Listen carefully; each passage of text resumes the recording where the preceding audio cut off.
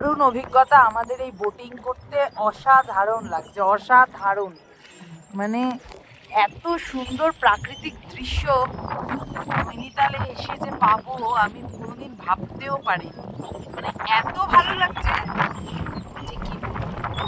আমার নৈনিতালের সব থেকে ফেভারিট, যদি কেউ কিছু বলে যে ফেভারিট তোমার কি লাগলো, কি অ্যাট্রাকটিভ লাগলো তোমার কাছে, তাহলে আমি বলবো এই বোটিংটা।